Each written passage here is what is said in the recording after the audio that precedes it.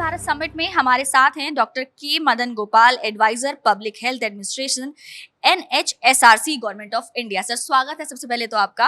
और मेरा पहला सवाल ये रहेगा कि जैसे कि टेक्नोलॉजी अब हर एक सेक्टर में आ चुकी है, हर एक सेक्टर में टेक्नोलॉजी की जरूरत है, उसके बिना वरना हम पीछे हो जाएंगे। तो ऐसे हेल्थ केयर में टेक्नोलॉजी को काफी हद तक अडेप्ट कर लिया गया है आगे आने वाले टाइम में, और ऐसे क्या क्या इनिशिएटिव्स लिए जा सकते हैं जिससे टेक्नोलॉजी और ज्यादा बेनिफिट कर पाए नॉर्मल लोगों को। हाँ, ये आपका बहुत ही महत्वपूर्ण प्रश्न है, क्योंकि आप जैसे देखेंगे कोविड ने हमें सिखाया कि किस तरह से टेक्नोलॉजी का इस्तेमाल करके हम लोग दूर से दूर पहुंच सकें। जैसे कोविड का जब सेकेंड वेव हुआ था, सेकेंड वेव में वायरस हमसे तेज़ी से आगे बढ़ गया था। उस समय जो होम बेस्ड केयर था, तो होम बेस्ड केयर में हमने टेक्नोलॉजी का व्यापक इस्तेमाल किया। उसमें एक तो आपके डिजिटल थर्मोमीटर थे, पल्स ऑक्सीमीटर था, प्लस आपका जो होम से कैसे मैनेज करना है, कमांड सेंटर के थ्रू आपके घर में कॉल आता था, आपकी परीक्षण करते थे, पूछते थे कि आपका हाल चाल क्या है। वो एक उदाहरण था। उसके बाद जैसे जैसे समय बीता और हमको टीकाकरण की बात करने की नौबत बारी आई, जब हमें सब करीब करीब 140 करोड़ लोगों को टीकाकरण करना था, वो मैनुअल रूप में तो नहीं हो सकता, तो उसके लिए टेक्निक का इस्तेमाल करना था। हमारे पास पहले से ही इवेंट पोर्टल था।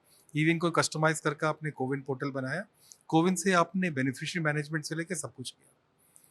उसके अलावा अब जो नया चीज़ आ रहा है, भारत में एक क्लिनिकल एस्टेब्लिशमेंट एक्ट 2012 से है। 2017 की जो नेशनल पॉलिसी है उसमें हम लोगों ने डिजिटल इंफ्रास्ट्रक्चर की बात करी है, तो उसमें भी उस दिशा में भी काफ़ी आगे काम हुआ है। और उसमें जब PMJ प्रोग्राम जब लॉन्च हुआ था, तो उसमें जितना एकीकृत जो क्लेम निष्पादन की प्रक्रिया है उसके ऊपर भी काफ़ी काम हुआ है। हर अस्पताल को आपने सॉफ्टवेयर के जरिए जोड़ा है ताकि कोई भी क्लेम का जो वो है उसको आप अच्छे से क्रियान्वित कर सकें। उसके अलावा जो डिजिटल मिशन जो चल रहा है, डिजिटल मिशन के माध्यम से सभी की आभा ID बननी है, जिससे इलेक्ट्रॉनिक हेल्थ रिकॉर्ड बनना है। तो आने वाले समय में हमें इतने बड़ा झोला लेकर कहीं जाने की ज़रूरत नहीं है। हम अपने एक छोटे से मोबाइल में ही, डिजी लॉकर में ही अपना इलेक्ट्रॉनिक हेल्थ रिकॉर्ड कैरी करेंगे और वहाँ जाकर अस्पताल में इलाज करा पाएँ। उसके अलावा जो नए-नए क्षेत्र में काम हो रहे हैं, जैसे पॉइंट ऑफ केयर डिवाइसेस आ रहे हैं, मेडिकल डिवाइसेस आ रहे हैं, इंटरनेट ऑफ थिंग्स एंड सब चीज़ है, उसपे भी काफ़ी आने वाले समय में आप काफ़ी व्यापक डिजिटल इस्तेमाल देख पाएँगे।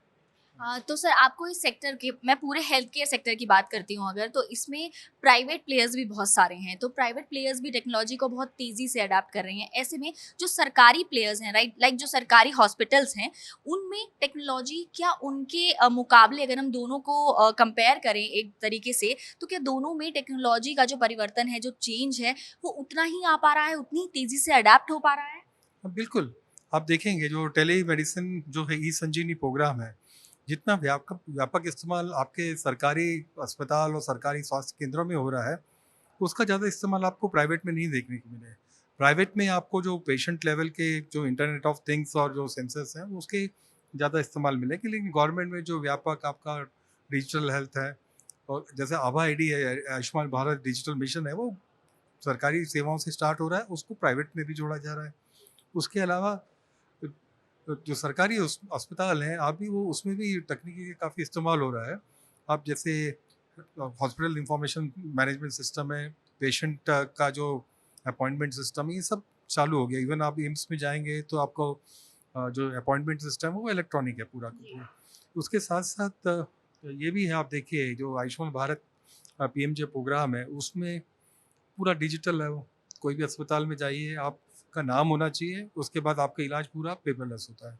तो उस तरह से आगे बढ़ रहे हैं हम लोग, और सरकारी उसमें भी काफ़ी प्रगति हो रही है। जी, सर ये प्रगति चलती रहे, बहुत अच्छी बात है। और इसके साथ ही मेरा सवाल एक ये है कि जैसे पूरी हेल्थ केयर इंडस्ट्री है, आपको इसकी कितनी ग्रोथ की उम्मीद है आने वाले समय में? कितने, अगर मैं परसेंटेज में आप कुछ बता पाएँ, या जिस भी तरीके से आप उसे कंपेयर करते हो, आप उस तरीके से ग्रोथ बता पाएँ वो? ये तो एक मोटा-मोटा हिसाब है कि हर एनुअल जो ग्रोथ है करीब-करीब 20% रहती है।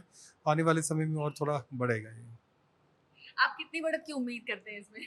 ये मैं तो मैं आर्थिक विशेषज्ञ नहीं हूँ, बट लेकिन जैसा जो आंकड़े बताते हैं, हर साल 20% के रफ्तार से आगे बढ़ती है। सर आपका बहुत-बहुत शुक्रिया अपने इनसाइट शेयर करने के लिए हमारे साथ। Thank you so much.